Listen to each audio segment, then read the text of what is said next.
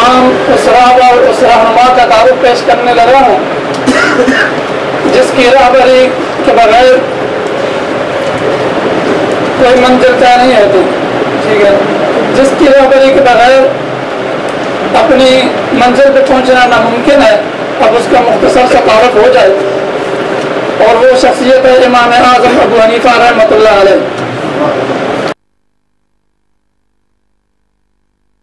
خدا کا بندہ نبی کا شہدا, کتاب سنت کا خوب دانا.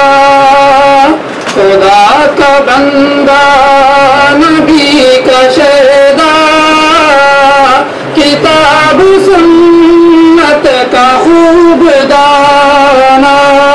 مفسری کا امام اعلیٰ, محدثی کا تھا شیخ بالا. امام برحق سراج امہ, امام اعظم ابو حنیفہ. امام برحق سراج امہ, امام اعظم ابو حنیفہ. اصول دی کے سکھائے جس نے, فروغ محکم بتائے جس نے. اصول دی کے سکھائے جس نے, فروغ محکم بتائے جس نے. چراغ حکمت جلائے جس نے, فقیہ راسخ بنائے جس نے. حنیف جس کا عجب طریقہ, امام اعظم ابو حنیفہ. حنیف جس کا عجب طریقہ, امام اعظم ابو حنیفہ. نرالی تقویٰ نشان اس کی, کھپی عبادت میں جان اس کی. نرالی تقویٰ میں جان اس کی, کھپی عبادت میں جان اس کی. ہمیشہ بستہ میں آن اس کی, فصیح و شیریں لسان اس کی. سکھائے ہم کو کتاب و حکمہ, امام اعظم ابو حنیفہ. سکھائی ہم کو کتاب و حکمہ, امام اعظم ابو حنیفہ. مقلد ان کے ہے ہر مقام, سواد اعظم ہے ہر زمان میں. مقلد ان کے ہے ہر مقام, سواد اعظم ہے ہر زمان میں. نگاہ کھولو گے دل جہاں میں, یقین جانو گے اپنی جان میں. ملا ہے ان کو بلند رتبہ, امام اعظم ابو حنیفہ. ملا ہے ان کو بلند رتبہ, امام اعظم ابو حنیفہ. عمل حدیثوں پہ تب کرو گے, سواد اعظم سے گل ملو گے.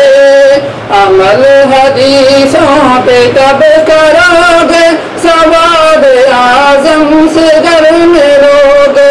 وگرنہ اسیاں میں جا پڑو گے, خدا کے غصہ میں تم رہو گے. وگرنہ اسیاں میں جا پڑو گے, خدا کے غصہ میں تم رہو گے. دکھائی ہم کو رہے نظیفہ, امام اعظم ابو حنیفہ. دکھائی ہم کو رہے نظیفہ, امام اعظم ابو حنیفہ.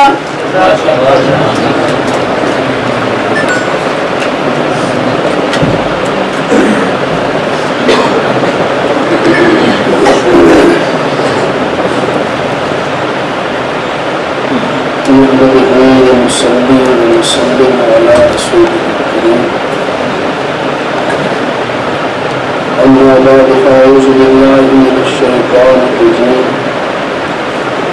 بسم الله الرحمن الرحيم قل إن صلاتي ونسكي ومحياي ومماتي لله رب العالمين قال رسول الله صلى الله تعالى عليه وسلم من زحى منكم فلا يصبحن بعد ثالثة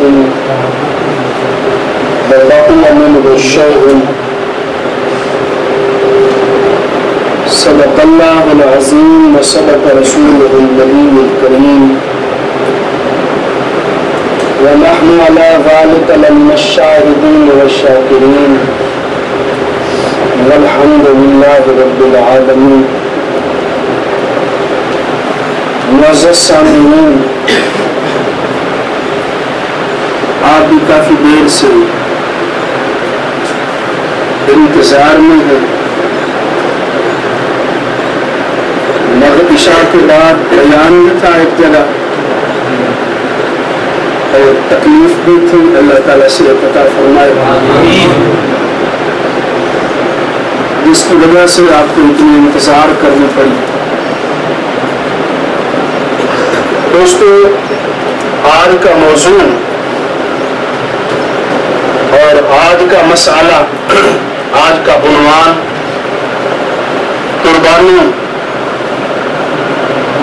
قربانی کے متعلق چند مسائل کی وضاحت آپ کے سامنے عرض کروں گا اور ان مسائل کی وضاحت مطلوب ہے جن مسائل کی آپ کو ضرورت پڑی. غیر مقلدین اہل سنت والجماعت کے ساتھ جہاں بہت سارے اور مسائل میں اختلاف کیا ہے، وہاں قربانی کے مسائل میں بھی وہ اختلاف ہی کرتے ہیں. یاد رکھنا، غیر مقلدیت کوئی مذہب نہیں، کوئی مسلک نہیں، حنفیت کی ضد کا نام ہے. جن کو واسطہ پڑا ہے وہ جانتے ہیں. نماز میں آپ ناف کے نیچے ہاتھ باندھتے، وہ سینے پر باندھتے، اور آپ سینے پر باندھتے ہوتے تو وہ سر پہ باندھتے.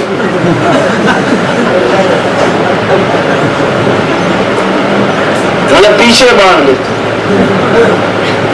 اختلاف ہی کرنا ہے.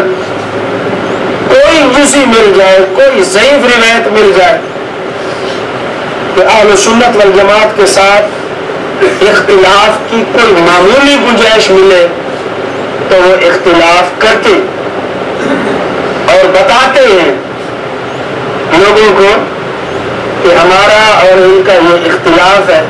بے شک ہمارے پاس قرآن عزیز کی آیت بھی ہے، پھر بھی کہیں گے ان کے پاس کچھ نہیں. ابھی میں ایک مختصر سا بیان کر کے آ رہا ہوں تصوف کے موضوع پر. بیعت طریقت کیا چیز؟ قرآن پاک کی آیت پیش کی ہے، بخاری کی حدیث پیش کی،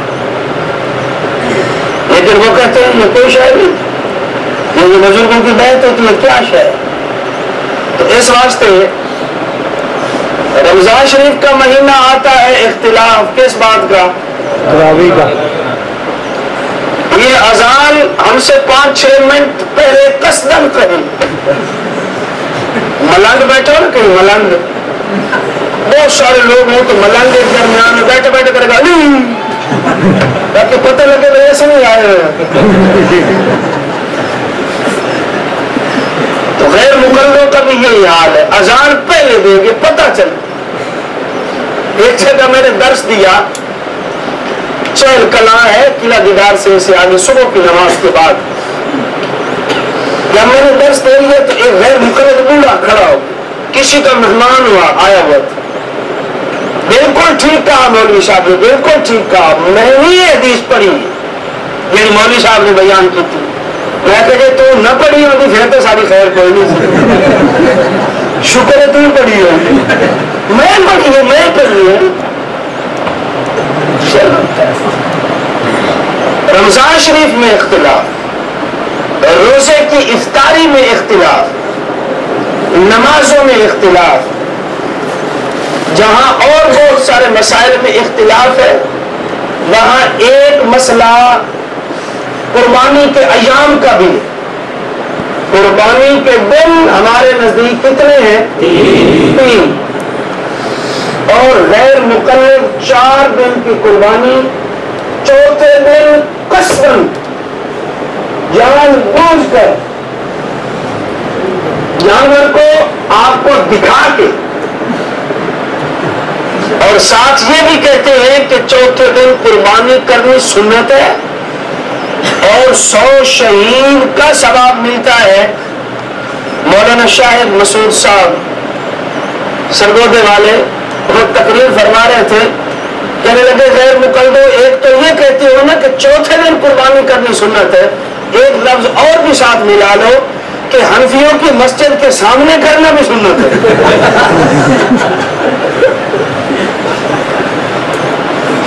یا جہاں حنفیوں کے گھر زیادہ ہو ایک چکر لگوا لیا جائے نا اس کا گھوڑے کا، اور پھر بعد میں قربانی کی جائے۔ تو یہ 3 کا جو عدد ہے نا، 3 کا، اس 3 کے عدد کو شریعت کے اندر بڑا دخل ہے۔ وضو کے اعضاء 3 مرتبہ دھو جاتے، 3 مرتبہ دھو جاتے، اور ضیافت کے متعلق نبی پاک صلی اللہ علیہ وسلم نے فرمایا الضیافت 3 ایام فما بعد ذلك فهو صدقۃ، ضیافت بھی 3 دن ہی ہوتی، اور ان دنوں کے اندر جو قربانی، ایام قربانی یا عید کے دن ہیں، ان دنوں کے اندر نبی پاک صلی اللہ علیہ وسلم نے فرمایا کہ روزہ نہ رکھو، ان دنوں میں روزہ نہ رکھو۔ اگر کوئی شخص روزہ رکھتا ہے تو اس کا روزہ نہیں ہوتا۔ روزہ فقہاء کرام فرماتے ہیں کہ اللہ کے نبی نے روزے سے منع کیوں فرمایا؟ اس واسطے کہ ان دنوں کے اندر بندے مہمان ہوتے ہیں، اللہ میزبان ہوتا ہے، اور جب اللہ رب العزت نے دسترخوان لگایا ہو، آپ کے گھر کوئی مہمان آ جائے، آپ دسترخوان لگا دیں، اس کے اوپر کھانے رکھ دیں، اور میز مہمان جو ہے منہ کر کے رکھ دیں، میں روز آئے کہ پیٹے منہ پہلے تو اس واسطے اللہ کا دسترخوان لگا ہوا ہے،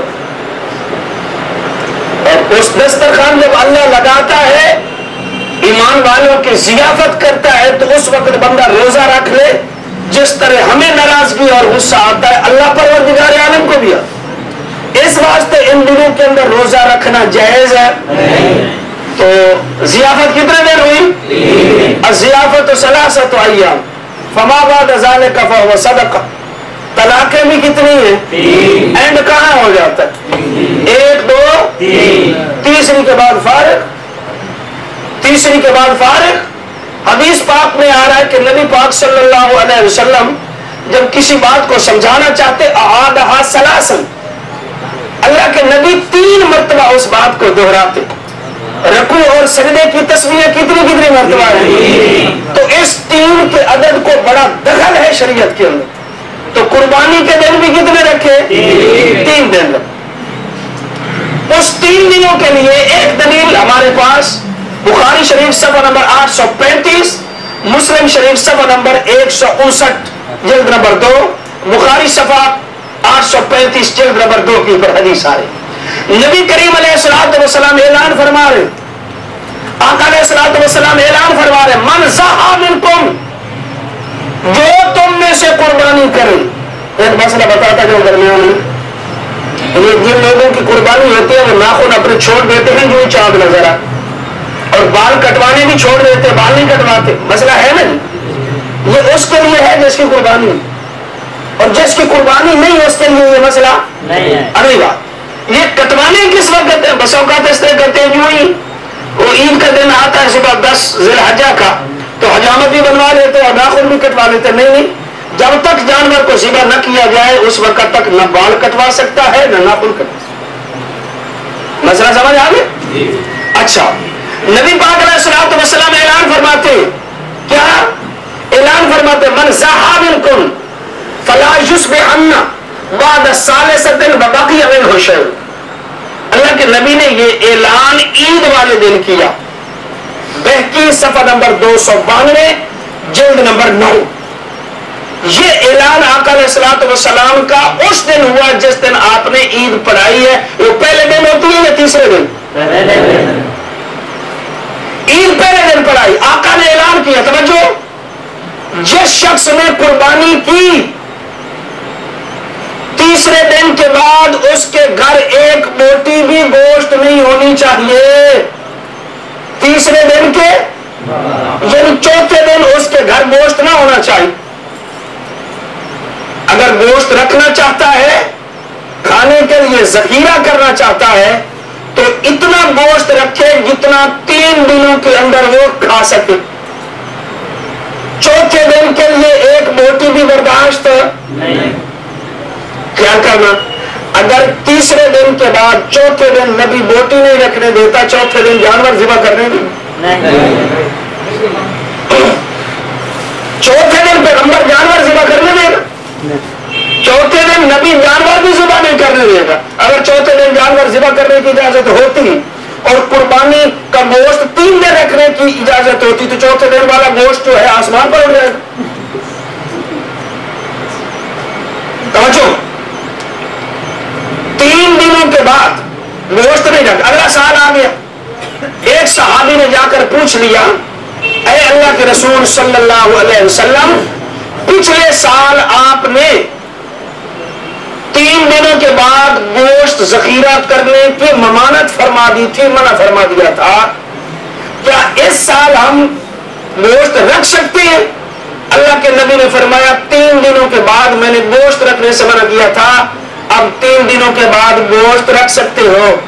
خیال کرنا، اگر قربانی 4 دن ہوتی تو حضور فرماتے 4 دنوں کے بعد میں نے گوشت رکھنا منع کیا تھا، اب 4 دنوں کے بعد بھی گوشت رکھ سکتے ہو.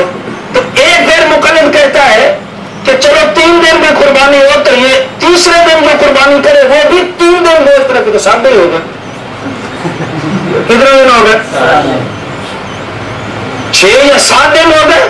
نہیں، ہرگز نہیں. یہ اعلان نبی کریم علیہ الصلوۃ والسلام کا اس دن تھا جس دن آپ نے عید پڑھائی. وہ دن اور اس کے 2 دن مزید اور ملا جائے تو 3 دن بنتے ہیں. 3 دن ہی گوشت رکھنے کی اجازت تھی اور قربانی بھی کتنے دن ہے؟ قربانی 3 دن. ایک دلیل تو یہ بخاری اور مسلم کی میں نے پیش کی.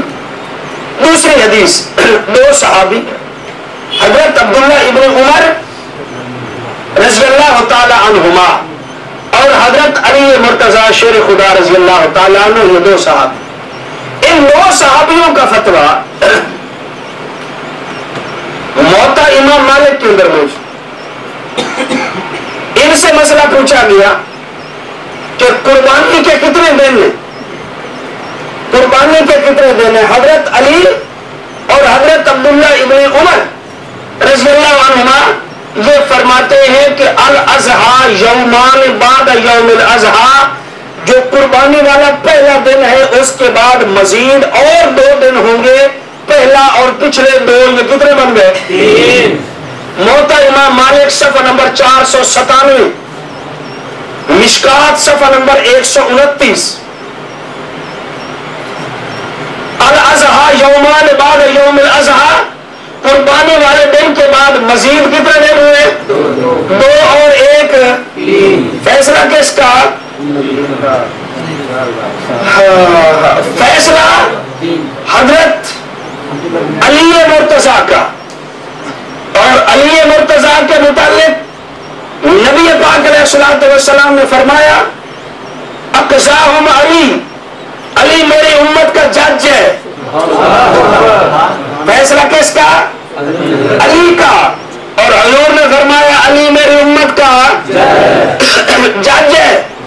اب جج فیصلہ کیا کرتا ہے؟ صدیق اکبر امام ہے، پیچھے نماز پڑھ رہا ہے، پچھلوں کو بتا رہا ہے میرے نبی نے مجھے جج بنایا تھا، صدیق اکبر کے پیچھے میں نماز پڑھ رہا ہوں، صدیق خلیفہ برحق ہے۔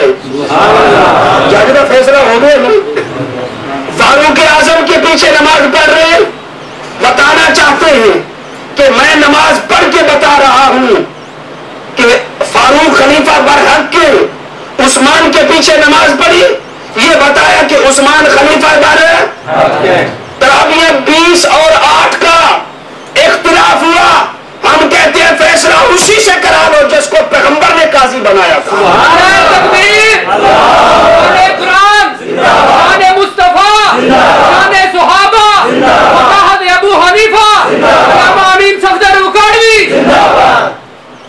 جس کو میرے پیغمبر نے جج بنایا اسی کا فیصلہ مان لو۔ 20 اور 8 تراویح کے اندر حضرت علی مرتضیٰ 20 تراویح ادا کرتے ہیں۔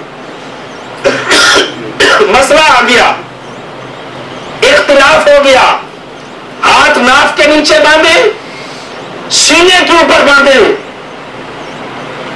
السنن الکبریٰ للبیہقی، اس کے علاوہ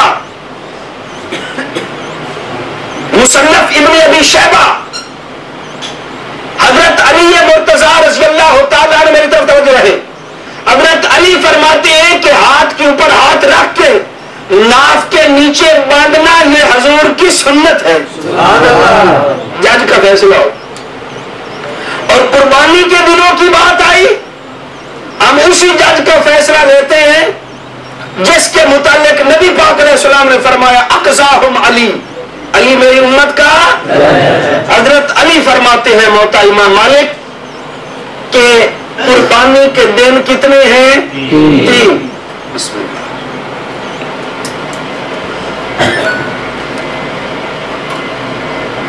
دو دلیل۔ تیسری، محلہ ابن حزم صفحہ نمبر 377 جلد نمبر 4، محلہ ابن حزم صفحہ نمبر 377 جلد نمبر 4، حضرت انس رضی اللہ تعالی فرماتے ہیں الاضحیٰ یومان بعد یوم النحر۔ اور ابن حزم کیا فرماتے ہیں؟ ابن حزم فرماتے ہیں صحیح، یہ حدیث صحیح ہے، یہ حدیث فیصلہ صحابی کا، فتویٰ صحابی کا، فتویٰ صحابی کا، فیصلہ صحابی کا۔ صحابہ ہمارے ایمان کا جز ہے۔ اور یہ بات بھی آپ کو بتا دوں، ہمارے علاوہ صحابہ کو معیار حق مانتا ہی کوئی نہیں۔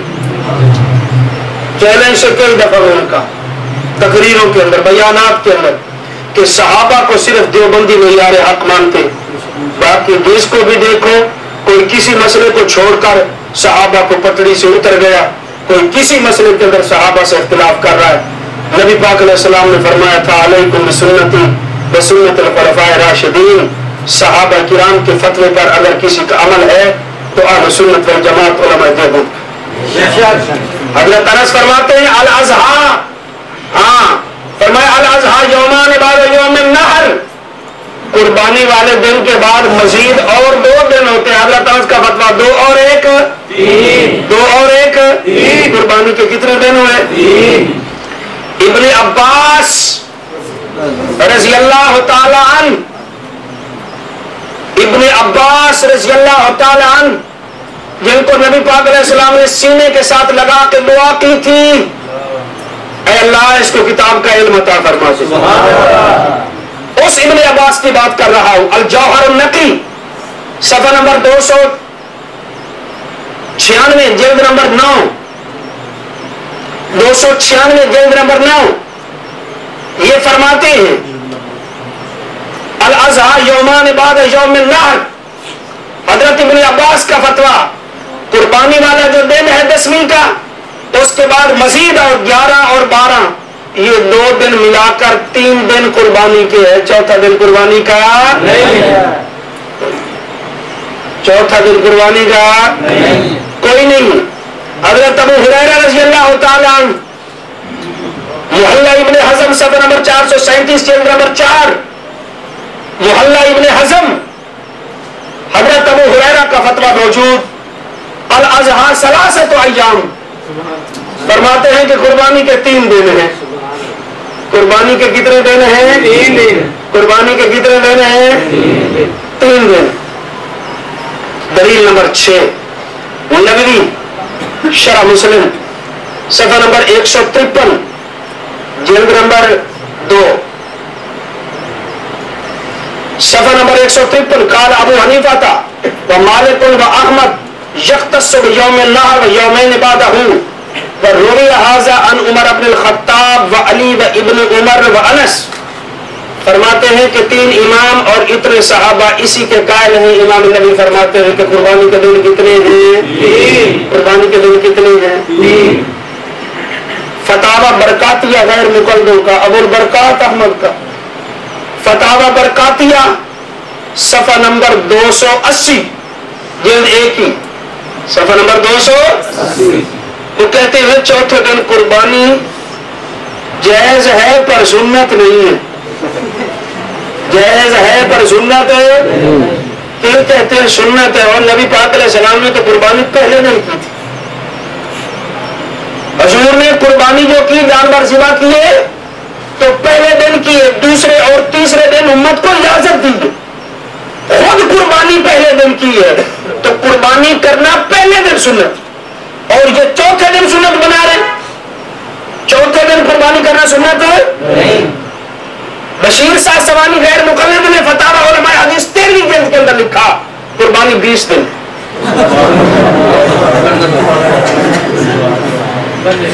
قربانی کتنے دن ہے؟ 20 دن۔ جب تک محرم کا چاند نظر نہ آئے قربانی کرتے چلے گا۔ ہائے ہائے، میں کبھی کہتا ہوں جب نماز کا وقت آیا تو نماز کو گھٹاتے گئے، جب بوٹی کا وقت آیا تو وقت بڑھاتے گئے۔ فتاوی علماء حدیث کی 13 جلد قربانی کا باب ہے نا، جہاں وہاں مسئلہ دیکھ لیا جائے۔ یہ بتاؤ کہ تراویح کتنی تھی؟ انہوں نے کتنی بنا دی؟ منہاج المسلمین والے نے لکھا کہ اگر 1 رکعت پڑھ لی جائے تو پھر بھی تراویح ادا ہو ہی جاتی۔ 20 سے 8 اور 8 سے 1، وتر کتنے تھے؟ انہوں نے کتنے بنا دیے؟ انہوں نے کتنے بنا دیے؟ ایک جمعے کے بعد 6 رکھتے تھے، انہوں نے 2 بنا دی۔ عشاء کی رکعتوں کو 6 بنا دیے، باقی ساری رکعتوں کو کم کرتے گئے۔ ان کو کثرت عبادت سے چڑ ہے، اسی واسطے تو امام صاحب سے جھگڑتے۔ امام صاحب ساری رات کھڑے ہو کر اللہ کی عبادت بھی، اور ان کو اس بات سے بھی تکلیف ہے کہ ابو حنیفہ ساری رات عبادت کیوں کرتے ہیں؟ یسجدون لربہم، قرآن پاک کے اندر کہ رات کو یہ سجدے میں گزارتے ہیں، قیام و قعود، اس قسم کا شاباش، والذین یبیتون لربہم سجدا وقیاما، کبھی سجدے میں کبھی قیام میں۔ اور قرآن کی اس آیت کے اوپر عمل کر کے دکھایا امام اعظم ابو حنیفہ۔ جب فوت ہو گئے تو ہمسایوں کی بچی پوچھتی ہے، اس سامنے والے مکان پر رات کو ایک ستون نظر آتا تھا، وہ کدھر گیا؟ تو اس کی ماں کہتی ہے بیٹا وہ ستون نہیں تھا، وہ تو ابو حنیفہ تھا۔ رات کو اس طرح عبادت میں گڑا ہوا ہے جس طرح ستون لوگ ستون سمجھتے تھے، وہ تو ابو حنیفہ ہے، وہ تو ستون نہیں تھا۔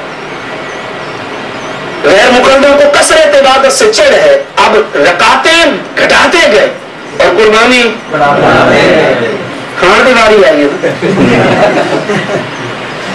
کھانے کی باری۔ پہلا مسئلہ تو یہ تھا ایام قربانی کا، مختصر کرتا۔ ایام قربانی آپ کو سمجھ آ گئے؟ کتنے ہیں؟ 3۔ دوسرا مسئلہ ہے مسنہ۔ مسلم شریف صفحہ نمبر 155 جلد نمبر 2 کے اوپر روایت آئی، نبی پاک صلی اللہ علیہ وسلم نے فرمایا لا تذبحوا الا مسنۃ، کہ مسنہ کو ذبح کرے. کس کو؟ مسنہ. ہم کہتے ہیں مسنہ کا معنی ہے 1 سال کا.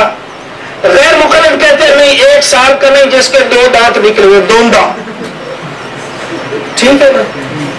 جب مسنہ کا معنی دوندا ہے اور حسر کے ساتھ بیان کر دیا گیا, توجہ علماء کرام, لا تذبحوا الا مسنۃ, کہ مسنہ ہی ذبح کرو, یہی معنی ہوگا. اگر مسنہ کا معنی دوندا ہے بقول تو معنی یہ ہوگا کہ دوندا ہی, اور جس کے دانت 4 نکلے ہوئے ہیں, چوگا, چھگا. چوگا جس کے 4 نکلے ہوئے, چھگا جس کے 6 نکلے ہوئے, اس کی قربانی تو جائز نہیں ہوگی نا بقول. حالانکہ بالاتفاق ان کی قربانی بھی جن کے 4 ٹوٹے ہوئے ہوں یا 6 ٹوٹے ہوئے ہوں, ان کی قربانی بھی بالاتفاق جائز ہے. لیکن ان کا معنی لیا جائے تو پھر ان کی قربانی جائز ہے نہیں ہوگی. اللہ تذبحوا الا مسنۃ, کہتے ہیں مسنہ کا لغوی معنی یہ ہے کہ جس سے 2 دانت نکلے. کیا معنی ہے؟ یاد رکھنا کئی مقامات پر شریعت اور لغت کا جب مقابلہ ہو جاتا ہے تو لغت کو چھوڑ دیا جاتا ہے, شریعت کو لیا جاتا ہے. توجہ ہے؟ اچھا, یوسف علیہ السلام کے بھائی غلہ لے کر جا رہے ہیں تو پیچھے سے ایک آدمی نے آواز دی. قرآن کہتا ہے ثم اذن مؤذن, ثم اذن ایتھا الحین انکم لسارقون, او کافرے والو تم نے چوری کی. اذنا لفظ پڑھو, اذنا, ایک بندے اذان دی تھی کرو کہ اللہ, یہی معنی. اب اذن مؤذن, وہاں ایک مؤذن تھا, اس نے اذان دی. اب اذان کا ایک ہے لغوی معنی اور ایک ہے اذان کا شرعی اور اصطلاحی معنی. شریعت اور اصطلاح کے اندر اذان کلمات مخصوصہ کو کہا جاتا ہے, لیکن لغت کے اندر ہر بلند آواز کو اذان کہا جاتا ہے. ثم اذن مؤذن, وہاں ایک مؤذن نے کھڑے ہو کر اذان دی تھی کہ تم چور ہو. اذان کے اندر چور کہا جاتا ہے. اب یہاں کوئی کہے نہیں جی میں وہ مانا لینا, ثم اذن مؤذن, اتنے بندے کھڑے ہو کے اذان دی تھی. غلط ہوگا یا نہیں ہوگا؟ غلط ہوگا. اللہ رب العزت نے حضرت ابراہیم علیہ السلام سے فرمایا, کیا فرمایا؟ وَأَذِّن فِي النَّاسِ بِالْحَجِّ. اسی طرح ہاں جی, اذن فی الناس بالحج, حج کے لیے آواز لگاؤ کہ اذان کہو, آواز لگاؤ. اذن فی الناس بالحج, تو یہاں اذان کا لغوی معنی ہوگا یا اصطلاحی معنی؟ نہ یہاں اصطلاحی, کہیں لغوی معنی اور کہیں اصطلاحی. حضرت بلال رضی اللہ تعالی عنہ نے اذان کہی. آپ بتاؤ اصطلاحی معنی ہے نا.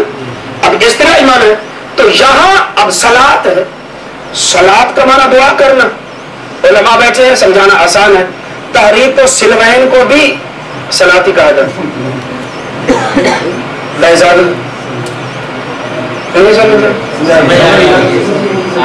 اب ایک آدمی مسجد میں جائے اور 2 بیٹھ کے نکال کے آ جائے اور کہے میں جماعت پڑھ گیا,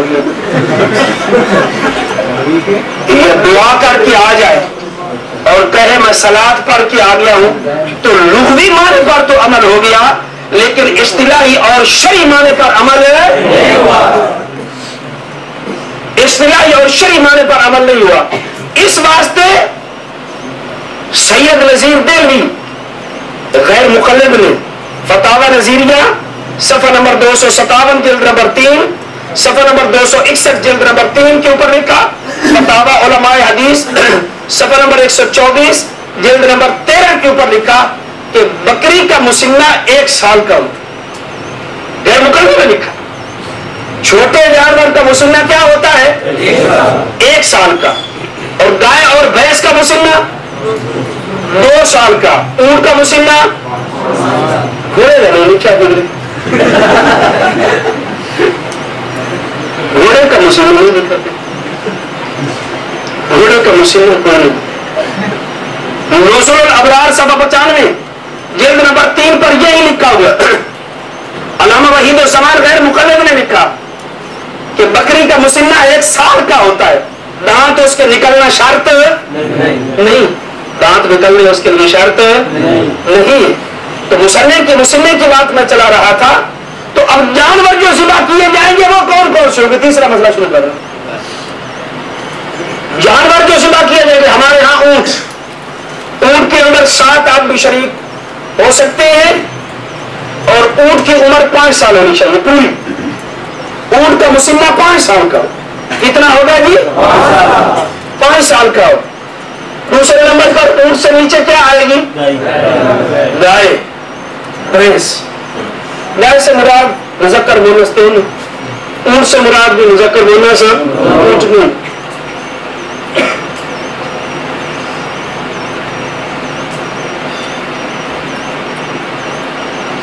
رسائل بہاول پوری میں عبداللہ بہاول پوری غیر مقلد لکھتا ہے کہ بھینس کی قربانی حرام جائز نہیں. بھینس کی قربانی جائز نہیں ہے. فتاوی 97 والے نے کمال کر دی. یہ کہتا ہے کہ گھوڑے کی قربانی صرف جائز ہی نہیں ضروری ہے. گھوڑے کی قربانی صرف جائز ہی نہیں ضروری ہے, ضروری. فتاوی ستاریہ صفحہ نمبر 149 جلد نمبر 1 کہتے ہیں گھوڑے کی قربانی ضروری ہے. سارے پڑھو لا حول ولا قوت. بھینس کی جائز نہیں اور گھوڑے کی. اور پھر فتاوی ستاریہ کے اندر لکھا, نظیریہ کے اندر صفحہ 230 جلد نمبر 3 پر لکھا کہ ہر حلال جانور کا ہر عضو بھی حلال ہوتا ہے.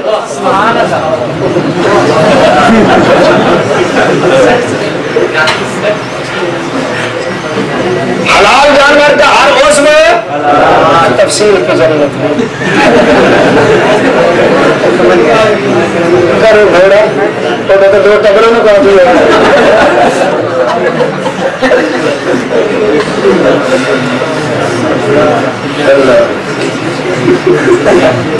ہمارے ہاں کیا ہے؟ اونٹ, اس کے بعد گائے, بیل, بھینس, بھینسا, ڈمبا, ڈمبی, چھترا, بھیڑ, بکرا, بکری. یہ چھوٹا جانور. اس سے نیچے کسی جانور کی قربانی جائز نہیں. صحابہ کرام مال کے اندر ہم سے غریب تھے لیکن ثواب میں حریص تھے. اللہ گواہ ہے کسی چھوٹے جانور کی قربانی ہوتی تو صحابہ کر لیتے. نعرہ تکبیر, شان صحابہ, عظمت صحابہ, فقاہت ابو حنیفہ, مولانا امین صفدر رکاڑوی, مولانا اسماعیل محمدی, مولانا الیاس گھمن, علماء دیوبند, سر بکف سر بلند, سر بکف سر بلند, عزت مند غیرت مند, نعرہ تکبیر. اب گھوڑے کا مسنہ نہیں بتایا گیا, اونٹ کے حصے بھی بتا دیے گئے. کتنے ہوں گے؟ 10 والی روایت تو خود مرجو لکھا ہے تو فتح الحافظ کے 7. اور گائے کے اندر کتنے ہوں گے؟ بکری کے اندر 1. بکری کے اندر اگر گھوڑے کی قربانی جائز ہوتی تو گھوڑے کا مسنہ بھی بتایا جاتا کہ اس کی عمر کتنی ہونی چاہیے اور اس کے اندر کتنے آدمی شامل ہونے چاہیے. شریعت محمد مصطفیٰ اس سے کبھی خاموش نہ رہتی. جب شریعت اس سے خاموش ہے معلوم ہوتا ہے مسئلہ ہی کوئی نہیں. کیا خیال؟ حضور کی شریعت خاموش ہے گھوڑے سے, معلوم ہوتا ہے کہ مسئلہ نہ کوئی حصص کا پتہ کتنے حصے, نہ اس کی عمر کا پتہ کہ اس کی کتنی ہونی چاہیے. اور آگے چلیے, غیر مقلد نے فتاوی ستاریہ جلد نمبر 2 صفحہ 72 پر لکھا کہ مرغے کی قربانی بھی جائز ہے. یہ تو نہیں لکھا بھائی کوارا میں شادی ہو گئی. کتنی عمر کا ہونا چاہیے؟ کوئی نہیں. مرغے کی قربانی کوئی نہیں. مرغے کی قربانی کوئی نہیں, ورنہ اس کا بھی بتا دیا جاتا کہ کتنی عمر ہونی چاہیے. اس سمجھ آ گئی بات؟ تیسرا مسئلہ، اگلا مسئلہ انہوں نے مردہ لکھا، فتاوی ستاریہ صفحہ 140 جلد نمبر پر 4 پر لکھا انڈے کی قربانی. کس کی قربانی؟ آگے یہ نہیں بتایا کہ آپ کو یہ انڈا ہو کس کا، سانپ کا ہو، کچھوے کا ہو، کوے کا ہو یا چھپکلی کا ہو. اور اس کی یہ انڈا جانور ہے. اور پائیو قربانی کا جانور نہیں ہوتی ہے، انڈے کی بھی قربانی پھر کل وہاں کھڑی آلو کی بھی جائے، ٹماٹر کی قربانی بھی ہو جاتی ہے.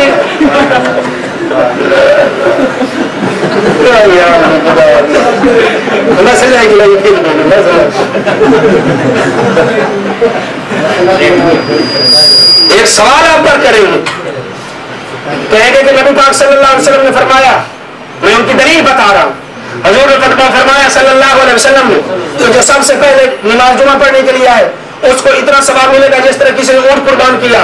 جو دوسرے نمبر پر آئے اس کو اتنا ثواب ملے گا جس طرح گائے کسی نے قربان.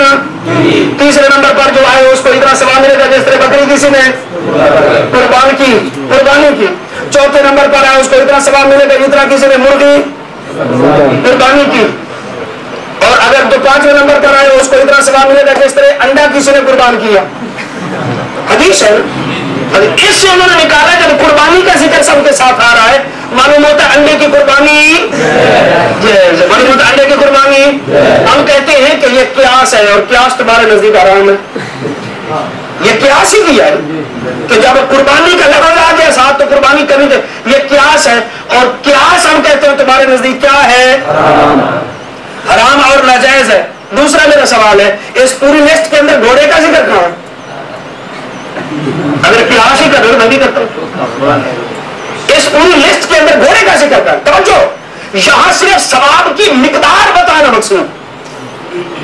نبی کریم علیہ الصلوۃ والسلام ثواب کی کیا بتا رہے ہیں؟ صحابہ پوچھتے ہیں کہ یا رسول اللہ جو آدمی جنازے کے ساتھ چلے جنازہ پڑھے اور اس کو دفن کر کے جنازہ پڑھ کے دفن کر کے واپس جائے تو کتنا ثواب ملے گا؟ حضور نے فرمایا 2 قرات. توجہ، یا رسول اللہ قرات کتنا ہوتا ہے؟ اب سامنے اور چیز ہے کوئی نہیں، مثال کس کی دیتے تو سامنے مثال اسی کی دیتے. حضور نے فرمایا یہ اور پہاڑ نہیں ہے سامنے. 1 قرات کس کی طرح 1 قرات تو مثال اس کی دی جاتی ہے جو سامنے چیز ہے جو سمجھ آئے. تو نبی کریم صلی اللہ علیہ وسلم نے یہ ایسی چیزوں کا نام لیا جن کے ساتھ ثواب کی مقدار بتائی جا سکے کہ پہلے آنے والے کو زیادہ ثواب، پھر آنے والے کو کم، پھر آنے والے کو اس سے کم، پھر مقدار بتائی جا رہی ہے. اس کے اندر وہ مسئلہ نہیں ہے کہ انڈے کی قربانی بھی جائز ہے اور مرغے کی قربانی بھی جائز ہے. انڈے کی عمر کیسے گئی؟ انڈے کو ذبح کس طرح کرنے؟ نیچے سے ہی بسم اللہ اللہ اکبر پڑھ نہیں ہے کوئی نہ. پھر ہونا یہ چاہیے کہ انڈوں کے چھلکے جمع کر کے رکھ دینے چاہیے 5 سال اور ان کو فون کرنا چاہیے کھانے لے جاؤ. جب آ جائے ہاں کتنے کھانا ہوگا سامنے بھائی انہیں ٹرک لے آئے پورا ٹرک لے آئیں گے پورا. بھائی انڈے کی اگر قربانی جائز ہے تو اس کا چھلکا بھی تو کھال کے حکم میں ہوگا نا. لشکر طیبہ یہ ٹوپیاں بناؤ.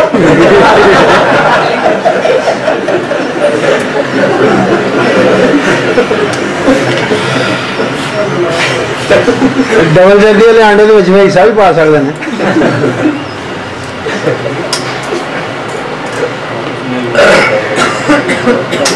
اگلا مسئلہ غیر مقلد کہتے ہیں خصی جانور کی قربانی نہیں ہوتی. خصی کی قربانی خصی جانور موٹا تکڑا فرما ہو جاتا ہے یا کمزور ہو جاتا ہے؟ ہاتھی ساتھی جو بچے ہیں جو بکر کے موٹا اس کا گوشت بھی مضبوط ہوتا ہے تو اس کے اندر عیب پیدا ہو گئی، کمال پیدا ہوگی. کمال پیدا ہوگی. جب کمال پیدا ہو گیا تو یہ کہتے ہیں نہیں کسی کا لفظ دکھاؤ. کی دکھاؤ؟ لفظ دکھاؤ. ابن ماجہ صفحہ نمبر 225. ابن ماجہ صفحہ نمبر 225. عن ابی ہریرہ رضی اللہ تعالی عنہ ان رسول اللہ صلی اللہ علیہ وسلم کان اذا اراد ان یضحی اشترى کبشین عظیمین سمینین اقرنین املحین موجوعین. नबी पाक अलैहिस्सलाम 2 बकरे खरीदते, कबशैन दुम्बे अजीम बड़े बड़े, समीन मोटे मोटे, अकरन बड़े सींगों वाले, अमला ऐन सफेद और काले डब खड़ब्बे, मौजू ऐन खस्सी, मौजू ऐन खस्सी, जेड़ा न मने उन्हें घर छड़ो ना।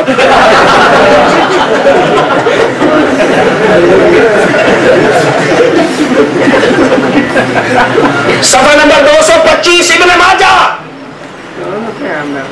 माजा सियासित्ता की किताब, मोतबर किताब, और फतावा रजीलिया सफा नंबर 259, 271 जल्द नंबर 3 के ऊपर लिखा हुआ फतावा रजीलिया, सैयद नजीर हुसैन देवी गैर मुकल्लिद ने लिखा कि खसी जानवर की कुर्बानी हो सकती है।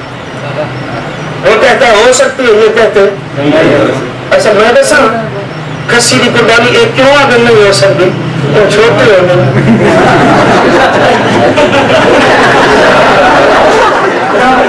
गुजारा नहीं लगना, इसका नहीं होगा।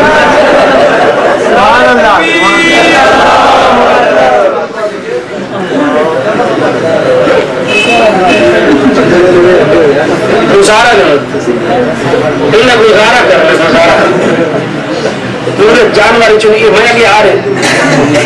और अरफुल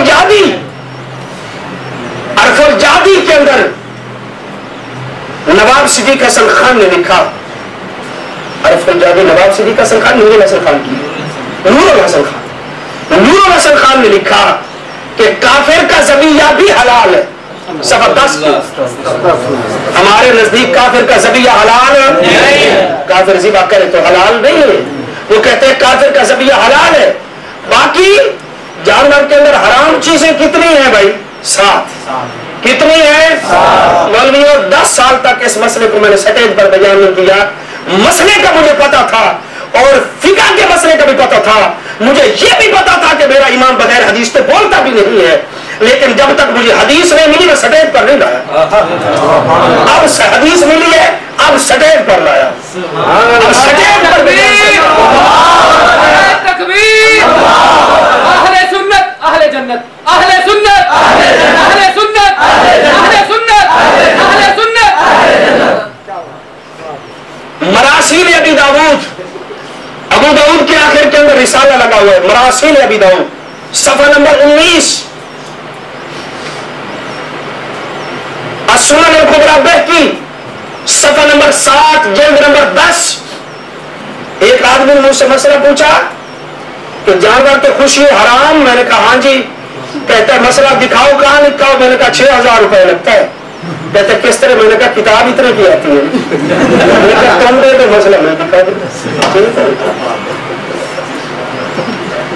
सुनन अल-कुबरा बहकी सफा नंबर 7 जल्द नंबर 10, मुसन्नफ अब्दुल रज़्ज़ाक़ सफा नंबर 535 जल्द नंबर 4 जल्द नंबर 4। और मुजाहिदीन अन्नन नबी सल्लल्लाहु अलैहि वसल्लम कार अब्न शात सबअन, नबी पाक अलैहिस्सलाम ने बकरी से 7 चीजों को नापसंद फरमाया, नफरत फरमाई। 7 चीजों से आका ने नफरत फरमाई। और मसाना एक मसाना 1, बल मरारा पित्ता 2, बल गदूद 3, बस जकर 4, माना करने की लोड़ तो कोई नहीं। बल हया बकरी बल हया बल उनसयैन, ठीक है। और दमे मसफू, मसफू। ये मैंने 3 किताबों के हवाला जात आपके सामने पेश किए। मरफू हदीस है कि नबी पाक अलैहिस्सलातु वस्सलाम नफरत फरमाते थे। जिन चीजों से हुजूर नफरत करते थे, सुन्नी भी नफरत ही करते थे। और इनको वही चीज पसंद है जिसको हुजूर नफरत से देखते। अगला मसला अकीका, कुर्बानी के साथ हिस्से हैं। 6 आदमी कुर्बानी वाले हैं, 7वां अकीके वाला शामिल हो सकता है। ये मसला है, मैं इसका बताता जाऊं। फतावा सतारिया जल्द नंबर 3 सफा 50 के ऊपर गैर मुकल्लद ने लिखा है कि कुर्बानी की तरह عقیقے کے ساتھ آدمی بھی شامل ہو سکتے ہیں، عقیقے والا بھی اس میں شامل ہو سکتا ہے۔ تو جو مسائل میں نے آپ کو آج عرض کیے مختصر سے وقت میں، یاد ہو گئے آپ کو؟ ان مسائل کو یاد رکھنا، اللہ رب العزت عمل کرنے کی توفیق عطا فرمائے۔ آخر دعوانا ان الحمدللہ رب العالمین۔ اللهم صل على سيدنا مولانا محمد وعلى آل سيدنا مولانا محمد وبارك وسلم وسلم۔ یا اللہ جتنے احباب، جتنے دوست، جتنے طالب علم، جتنے علماء اپنا قیمتی وقت نکال کر یہاں تشریف لائے ہماری رونق کو دوبارہ کرنے کے لیے، یا اللہ ان کی زندگی میں برکت عطا فرما، یا اللہ ان کے علم میں برکت عطا فرما، یا اللہ ان کے علم میں برکت عطا فرما، یا اللہ علماء کی حفاظت فرما، یا اللہ دین حق کا، مسئلہ کے حق کا کام کرنے کی توفیق عطا فرما۔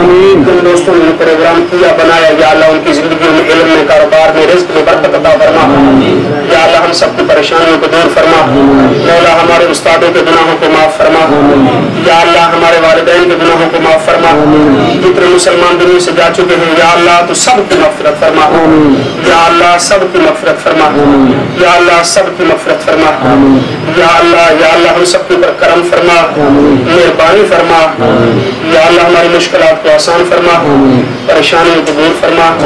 اللہم ارزقنا اتباع الاسلاف، اللہم ارزقنا اتباع عقائد اہل سنت والجماعت، اللہم احفظنا، اللہم ارزقنا اتباع عقائد اہل سنت والجماعت، اللہم احینا علی عقائد اہل سنت والجماعت، اللہم امیتنا علی عقائد اہل سنت والجماعت، اللہم احشرنا یوم القیامت مع اہل سنت والجماعت، اللہم احفظنا عن فتور الملحدین، اللہم احفظنا عن غرور المستشرقین، اللہم احفظنا عن شرور غیر المقلدین والمماتیین والمودودیین والجزیدیین، صلی اللہ تعالی علی خیر خلقہ۔